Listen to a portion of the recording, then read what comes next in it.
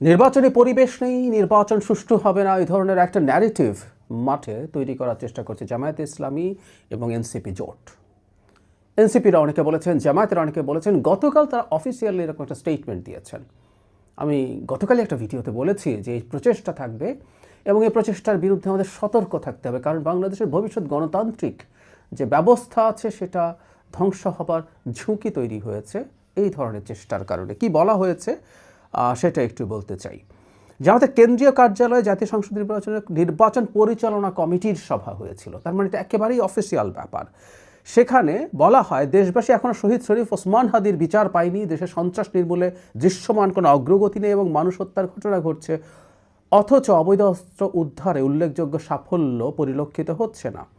আরও বলা হয়, সম্প্রতি কিছু ঘটনা প্রমাণ করে প্রশাসন কারও একদিকে ঝুঁকে পড়েছে, যা কিছুতেই কাম্য নয়। এই প্রবণতা অবশ্যই বন্ধ করতে হবে। অবাধ সুষ্ঠু নির্বাচন নিশ্চিত করতে হলে অবৈধ অস্ত্র উদ্ধার, সন্ত্রাসীদের গ্রেফতার করতে হবে, ইত্যাদি ইত্যাদি। কিন্তু তাদের যেটা মূল বক্তব্য সেটা হচ্ছে বর্তমান অবস্থায় সুষ্ঠু নির্বাচন সম্ভব নয়। ব্যাখ্যা হিসাবে তারা ওই কথাগুলো বলার চেষ্টা করছেন। দুটো কারণে যদি এটা হয়, that's okay to some extent. একটা হচ্ছে চাপ তৈরি করা প্রশাসনের ওপর। আমি বলেছিলাম গতকালই যে এই ধরনের একতরফা নির্বাচন মানে হচ্ছে যেমন অতি তুচ্ছ বা ছোট একটা দল বিএনপির তুলনায়, সুতরাং ফাইট তারা দিতে পারছে না ক্ষমতায় যাওয়ার, এটা ফর শিওর। তাদের সিট বাড়তে পারে কি কমতে পারে সেই আলোচনা হতে পারে।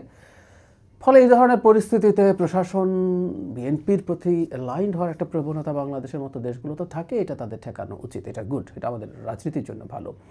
একই সাথে যেমন একটা বিরাট হাইপ তৈরি করেছিল দীর্ঘদিন থেকে তারা জিতে যাবে। আমি প্রায় বলি যে অনলাইনে যে একটা পোল খুললে দেখা যাবে জামাত নির্বাচনে জেতার সম্ভাবনা বিএনপির তুলনায় 3 গুণ বা 4 গুণ হয়ে যায়। এটা করতে করতে এখন ঝুঁকি যেটা তৈরি হয়েছে, এটা কাউকে হয়তো এক ধরনের ইনফ্লুয়েন্স করা যায়। ঝুঁকি হয়েছে আমাদের সোশ্যাল মিডিয়ার ইকোসিস্টেমে থেকে মিডল ক্লাস, এডুকেটেড মিডল ক্লাসদের একটা অংশ মনে করেন যে আমার অনেক কিছু হয়ে গেছে, কিন্তু পরে নির্বাচনে যদি দেখা যায় তারা তাদের এই প্রত্যাশার তুলনায় অনেক কম সিট পেয়েছেন, এই লজ্জা ঢাকার জন্য এইসব কথা বলে রাখা দরকার আছে। কিন্তু এটা মূল কারণ বলে আমি মনে করি না। মূল কারণ আসলে বিএনপির সাথে দর কষাকষি। এটা খুব ভয়ঙ্কর। এই দর কষাকষি তারা কোন পর্যায়ে নিয়ে যাবে আমরা নিশ্চিত নই। বিএনপির সাথে নির্বাচন একসাথে করার জন্য দীর্ঘদিন তারা দর কষাকষির চেষ্টা করেছেন। লোয়ার হাউসে পিআর ছাড়া নির্বাচন হতে দেবেন না তারপরে কথা বলেছেন। এটা আসলে দর কষাকষির পদ্ধতি ছিল, এটা আমি তখনই বলেছিলাম। আর এখন যেহেতু আর সেটা হয়ে উঠছে না, এখন তারা জাতীয় সরকার, বিএনপির জাতীয় সরকারে যেতে চান, বিএনপির সাথে সরকার তৈরি করতে চান। জামাতের আমির বেরিয়ে খুব গায়ে পড়ে এই কথাগুলো বলেছেন, আমি এটা আপনাদেরকে জানিয়েছি। আপনারা ওই ভিডিওটা যদি দেখে থাকেন, তার বক্তব্য আবার পড়ে নিলেই দেখবেন।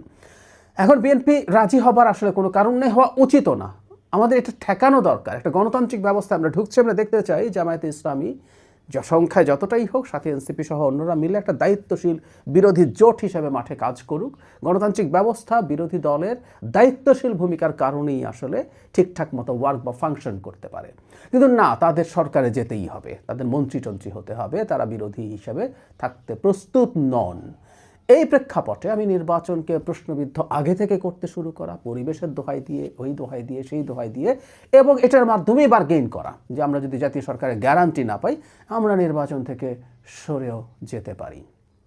গতকালই বলেছি, জাতীয় পার্টি থাকায় খানিকটা বেকায়দায় আছেন তারা, না থাকলে তো আরও বেশি শক্তিশালী হয়ে উঠতেন। কারণ তারা সরে গেলে দেখা গেল মাঠে বিএনপির বিরুদ্ধে ইলেকশন করছে এরকম আর অলমোস্ট কেউ নেই। বিএনপি আর বিএনপির বিরোধীরা এটা নির্বাচনকে প্রশ্নবিদ্ধ করত, এই কারণে তারা জাতীয় পার্টিকে সরিয়ে ফেলতে চেয়েছিলেন। এখনও সেই আলাপ মাঝে মাঝে দেন। যাই হোক, তারা তারপরও সরে গেলে, জাতীয় পার্টি থাকার পরও জাতীয় পার্টি আসলে খুব শক্তিশালীভাবে থাকতে পারেনি, কারণ তাদের উপরে প্রচণ্ড চাপ তৈরি করা হয়েছে। তাদের প্রচুর প্রার্থী যারা ভালো ফাইট দিতে পারতেন, অনেকেই সাহস করেননি নির্বাচনে পার্টিসিপেট করতে, সেই ভীতি তো ছিলই। যাই হোক, তো তারা যদি সরে যান এটা আসলেই একটা পরিস্থিতি তৈরি করার সম্ভাবনা আছে। সেই কারণেই তারা এই আলাপগুলো করছেন বলে আমি মনে করি। এটা প্রথম দুটো যদি হয় সেটাকে আমি ছাড় দিতে প্রস্তুত আছি। তারা প্রশাসনের উপর চাপ রাখতে চান যাতে তারা নিউট্রাল থাকে, তারা যাতে বিএনপির প্রতি সত্যি ঝুঁকে না পড়েন।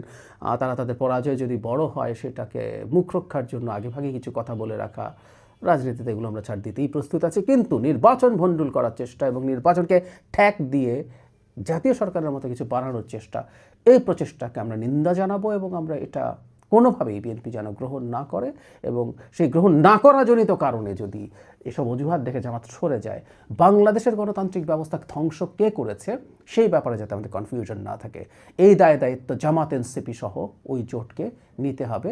জনগণ এই ব্যাপারে যেন একেবারেই সতর্ক থাকে।